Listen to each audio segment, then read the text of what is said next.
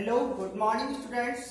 आज हम क्लास 10 में प्रकाशिक अभिक्रिया या हिल अभिक्रिया पढ़ेंगे। इसके पहले प्रकाश संश्लेषण पढ़ा था और इसमें प्रकाश संश्लेषण की क्रिया विधि पढ़ी थी। क्रिया विधि में प्रकाशिक अभिक्रिया और दूसरी अप्रकाशिक अभिक्रिया था, जिसमें से आज पहली प्रकाशिक अभिक्रिया पढ़ते हैं। प्रकाशिक अभिक्रिया को हिल अभिक्रिया भी कहा जाता है, लाइट रिएक्शन और हिल्स रिएक्शन भी कहा जाता है। तो प्रकाशिक अभिक्रिया जैसा कि पता है कि प्रकाश की उपस्थिति में होती है और प्रकाशिक अभिक्रिया का सर्वप्रथम अध्ययन हिल ने किया, यानी हिल वैज्ञानिक ने इसका सबसे पहले अध्ययन किया, इसलिए इसे हिल अभिक्रिया भी कहते हैं।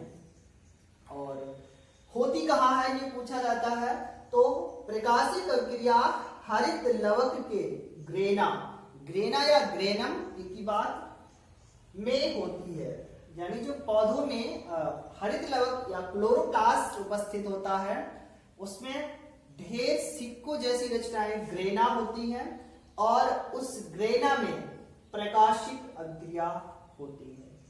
तो प्रकाशिक अभिक्रिया का सर्वप्रथम अध्ययन वैज्ञानिक हिल ने किया, इसलिए इसे हिल अभिक्रिया कहते हैं। और प्रकाशिक अभिक्रिया हरित लवक के ग्रेना में होती है और यह क्रिया कई चरणों में पूर्ण होती है। तो देखते हैं, यह क्रिया निम्नलिखित चरणों में पूर्ण होती है। तो इसमें से पहला चरण क्या है कि सूर्य का प्रकाश अवशोषित कर हरित लवकों की ग्रेनम में उपस्थित क्लोरोफिल सक्रिय हो जाता है। यानी कि प्रकाशिक अभिक्रिया शुरू कहां से होती है वो बताया गया है कि जो पौधे हैं उन पौधों में हरित लवक उपस्थित होता है और हरित लवक में ही ग्रेनम होते हैं। तो जब सूर्य की रोशनी उन पत्तियों पर पड़ती है, यानी हरित लवक के ऊपर पड़ती है, तो जो क्लोरोफिल है हरित लवक का वो एक्टिव हो जाता है, यानी सक्रिय हो जाता है। सूर्य का प्रकाश पड़ते ही पत्तियों में उपस्थित क्लोरोफिल सक्रिय हो जाता है और एडीपी से एटीपी का निर्माण होता है। यानी जब क्लोरोफिल सक्रिय हो जाता है तो एडीपी यानी एडेनोसिन डाइफास्फेट से एटीपी यानी एडेनोसिन ट्राइफास्फेट का निर्माण होता है। डाई से यानी फास्फेट के 2 अणु और ट्राई से फास्फेट के 3 अणु का निर्माण होता है, क्योंकि एडीपी और एटीपी दोनों ऊर्जा की मुद्राएं हैं और एटीपी में प्रचुर मात्रा में ऊर्जा संचित होती है। यानी जो माइटोकॉन्ड्रिया है वो कोशिका का पावर हाउस कहा जाता है और कोशिका का पावर हाउस इसलिए कहा जाता है क्योंकि उसमें ऊर्जा बनने के बाद संचित रहती है और वही ऊर्जा आवश्यकता पड़ने पर वितरित होती है। तो जो एडेनोसिन डाइफास्फेट से एडेनोसिन ट्राइफास्फेट का निर्माण होता है। सबसे अंत में देखिए ये समीकरण दी गई है, यानी एडीपी और इसके साथ एक अणु फास्फेट का और जुड़ता है तो क्या हो जाता है एटीपी, यानी डाई था, यहाँ पर फास्फेट के 2 अणु थे और एक और जुड़ गया तो क्या हो गया एटीपी एडेनोसिन ट्राइफास्फेट। तो इस प्रोसेस में यानी ये पहले चरण में क्या होता है कि पौधे में उपस्थित हरित लवक में क्लोरोफिल सूर्य की रोशनी को अवशोषित करके सक्रिय हो जाता है और एडीपी से एटीपी का निर्माण करता है और एटीपी में प्रचुर मात्रा में ऊर्जा संचित रहती है। इसके बाद अगला स्टेप क्या होता है कि ऊर्जा विद क्लोरोफिल, यानी या इस पहले चरण में क्लोरोफिल सूर्य से प्राप्त ऊर्जा अवशोषित करता है जिसके कारण वो सक्रिय होता है। तो वही दूसरे चरण में ऊर्जावित क्लोरोफिल यानी जो ऊर्जा लेके ऊर्जा से भर गया था वही ऊर्जावित क्लोरोफिल क्या करता है, H2O H प्लस व OH माइनस अवयवों में प्रकाश अपघटन होता है। यानी अगले स्टेप में ऊर्जावित क्लोरोफिल जल को, यानी जो जल है उसको H प्लस व OH माइनस अवयवों में अपघटित कर देता है। और समीकरण में देखिए H2O ऊर्जावित क्लोरोफिल, क्योंकि पहले चरण में उसने ऊर्जा अवशोषित कर ली थी क्लोरोफिल ने, तो वो जब ऊर्जा अवशोषित कर ली तो सक्रिय हो गया, और सक्रिय हो जाने के बाद उसने क्या किया, दूसरे चरण में ऊर्जावित तो था ही, जल को H प्लस आयन और OH माइनस आयन में अपघटित कर देता है, और प्रकाश अपघटन होता है यहाँ पर, क्योंकि प्रकाश ऊर्जा ली इसने क्लोरोफिल ने, इसलिए यहाँ पर प्रकाश अपघटन हो रहा है, जल अपघटन नहीं हो रहा है, क्योंकि प्रकाश ली है, प्रकाश के माध्यम से अपघटन हो रहा है। तो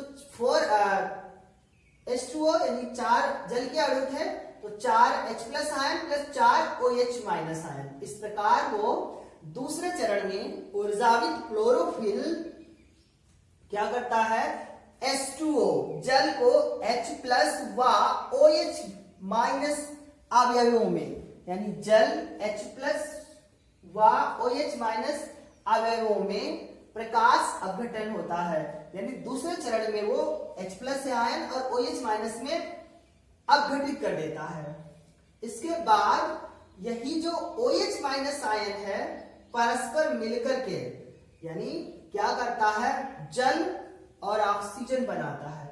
तो वो अगले स्टेप में यही OH माइनस आयन यहाँ आता है, यानी जल के प्रकाश अपघटन से उत्पन्न OH माइनस आयन, यानी ये जल था, इसका प्रकाश अपघटन हुआ तो H प्लस आयन और OH माइनस बने। तो अगले स्टेप में तीसरे चरण में जल के प्रकाश अपघटन से उत्पन्न OH माइनस आयन, यानी ये वाला OH माइनस आयन परस्पर मिलकर H2O यानी जल व O2 ऑक्सीजन बनाते हैं। तो वही OH माइनस आयन यहां रखा, संघनन की क्रिया हुई, यानी परस्पर मिले, और मिलने के बाद में जल बना और ऑक्सीजन बना। यहां पर 4 जल के, यानी 4 OH माइनस, जिसमें से 4 O है, तो 2 O ये और 2, और उसके बाद 4 H, तो 2 दूनी 4 H, समीकरण बैलेंस है। तो तीसरा स्टेप समझ में आया कि जल अपघटन के द्वारा जो H प्लस आयन और OH आयन बनते हैं, तो उसमें से उत्पन्न OH माइनस आयन परस्पर मिलकर जल और ऑक्सीजन बनाते हैं। और समीकरण 4OH माइनस संघनन यानी परस्पर मिलन, उसके बाद जल और ऑक्सीजन के अणु बनते हैं। अगले स्टेप में जल के प्रकाश अपघटन से मुक्त H प्लस आयन, यानी यहां जल का प्रकाश अपघटन हुआ था तो H प्लस आयन और OH आयन दोनों, यानी OH माइनस आयन दोनों बने थे। तो जो OH माइनस आयन था वो तो परस्पर मिलकर के जल के प्रकाश अपघटन से उत्पन्न OH माइनस आयन परस्पर मिलता है, जल और ऑक्सीजन बना लेते हैं। परंतु अगले स्टेप में क्या है कि जल के प्रकाश अपघटन से मुक्त H प्लस आयन, यानी ये वाला बचा था आयन, उत्तेजित इलेक्ट्रॉन स्थानांतरण द्वारा ऊर्जा, यानी उत्तेजित इलेक्ट्रॉन स्थान, इस पर ये इलेक्ट्रॉन है और कैसे है उत्तेजित, यानी प्लस ऋणात्मक जो है इलेक्ट्रॉन है। तो जल के प्रकाश अपघटन से मुक्त H प्लस आयन से उत्तेजित इलेक्ट्रॉन स्थानांतरण द्वारा ऊर्जा ATP के रूप में मुक्त करते हैं, यानी जो ये H प्लस आयन है ये ATP के रूप में ऊर्जा को मुक्त करते हैं, और इस क्रिया में H प्लस आयन NADP को NADPH2 में अपचयित करते हैं, यानी NADP निकोटिनामाइड डाई न्यूक्लियोफॉस्फेट को किसमें चेंज करते हैं, NADPH2 में अपचयित करते हैं। तो ये जो H प्लस आयन था ये NADPH, जैसे यहाँ पे लिख के आए हैं यही H+ आयन इलेक्ट्रॉन को मुक्त करके यानी उत्तेजित इलेक्ट्रॉन को मुक्त करता है और स्थानांतरण द्वारा NADP को NADPH2 में परिवर्तित करता है। तो 2 NADP था, इसके साथ ही 4H+ आयन जुड़ करके PH2 हो गया, यानी H2 और जुड़ गया, 2 NADPH2 हो गया। उसके बाद में क्या हुआ कि जो ये ADP था, यानी एक ADP के साथ में एक फास्फेट का अणु और जुड़ गया, तो एक फास्फेट का अणु जुड़ने के साथ क्या होता है, ATP का निर्माण हो जाता है। यानी H+ आयन से उत्तेजित इलेक्ट्रॉन स्थानांतरण द्वारा ऊर्जा ATP के रूप में मुक्त करते हैं। तो जो ये H+ आयन था, इसने बनाया NADPH2 और एक जो उत्तेजित इलेक्ट्रॉन मुक्त किया वही फास्फेट का अणु जुड़ गया ADP और जुड़ करके ATP, यहाँ पर डाई था इसलिए 2 अणु है फास्फेट के, एक जुड़ने के बाद ट्राई हो गया ATP, यानी एडेनोसिन ट्राईफास्फेट, 3 अणु बन गए। जैसा हम पहले चरण में ही पढ़ा था कि क्लोरोफिल सक्रिय होकर ADP से ATP का निर्माण करता है, तो वही ADP से ATP का निर्माण हो गया। इस प्रकार प्रकाशिक क्रिया संपन्न हुई।